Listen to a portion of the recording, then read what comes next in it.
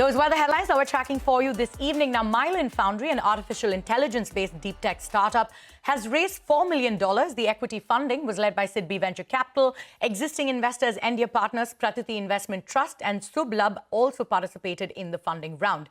Joining us now to discuss their fund allocation plan and their growth targets is Gopi Chand Khatragadda, founder and CEO of Mylan Foundry. Also with me, my colleague Ritu. Thank you so much for joining us on the show, Gopi Chand. You know, your platform deploys edge AI solutions in real time to provide video and audio experiences. Now, since the last time we spoke, what are the new solutions we have, and how is generative AI being a disruptor in this space for you? All wonderful questions and topical also because of generative AI and your other news on OpenAI as well.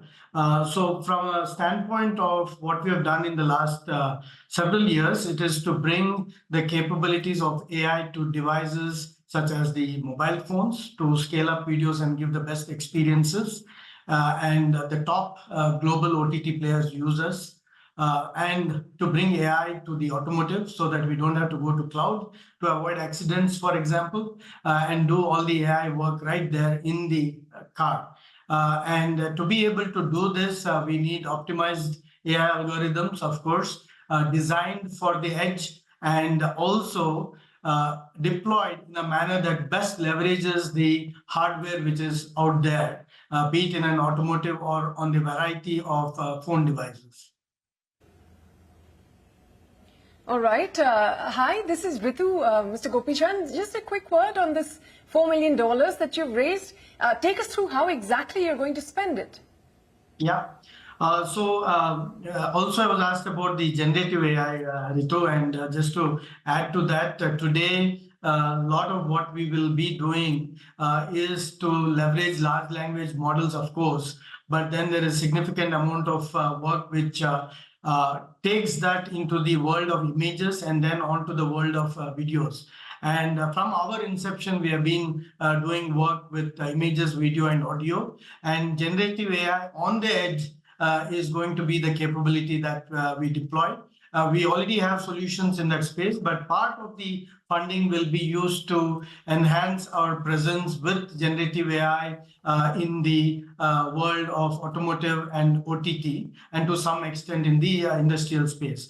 But a significant of the funding will be employed to ensure that we expand in the market locally as well as globally. My co-founder Ganesh Suryanarayana has moved to the US and will expand that presence. Many of our customers today are US customers. So we have a ready entry into the US market. And with that presence, we will scale up our revenues globally. And when I say locally, it's also going into Asia Pac. So a significant strengthening of the sales team is also where we will be deploying the funding. Right. So big plans there on the expansion front as well as using generative AI into your solutions, right? So before we discuss that further, just to, touch base on the revenues as well, talk to us about the kind of revenues you're currently clocking and what are the targets you've set for this year? Also, what's profitability looking like? Yeah. So we have been clocking a revenue of close to $1 million last 2 years. We were a bit close to neutral. We could have turned positive, but we chose to invest into the company and its growth as would be expected of startups at our stage. We are looking at a 3x to 4x growth this year, backed by the fact that our products are now mature and we have a customer base which is expanding and a strong pipeline. All right. You spoke about how automotive as well as, OTT are some of the industries that you cater to, some in industry as well, industrial as well. But given your offer on audio and video outcomes using Edge AI, perhaps there would be other takers in other industries as well. What are your plans to expand your client base? Yeah, thanks, Ritu. The sense usually given to startups is that we have to focus, and that's a good advice. So we need to go deep in these areas. We have spent some time identifying the automotive as a recipient which is ready to accept AI. And also we are dealing with CEO and CXO level customers So we are able to garner the support required at the leadership level to take AI into the products in the automotive space, and similarly in the OTT space. So the other areas, of course, are the industrial space, where we have played some and performed some experiments. And the challenge there, of course, is that at the plant level, the budgets and the leadership intent will mature over the next couple of years. And as that happens, we do have the same capabilities of replacing the eye and human intelligence with a camera and AI. So the industrial area is definitely one such. Surveillance and national security are a couple of other areas which can benefit significantly from what we do.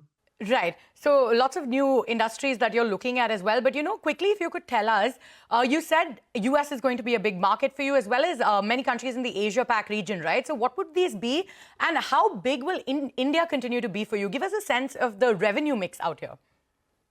Yes, today our revenue is 80% from outside India, and that is thanks to the maturity of how global companies, especially in the US, are utilizing startups. And the large companies in India need to grow and leverage startups beyond just using them for experiments. So until that happens, we'll continue to have an 80-20 mix, 80% being outside of India. And I strongly hope that we will have a change in that matter. B2C is very different. And being able to do business in India in B2C is very different. In the B2B for startups, it's been very difficult to conduct business with Indian large companies and conglomerates. Okay, Mr. Gopichand Katragadda, thank you very much for your time here on CNBC TV 18. Pleasure speaking with you. Thanks to both of you. Thank you.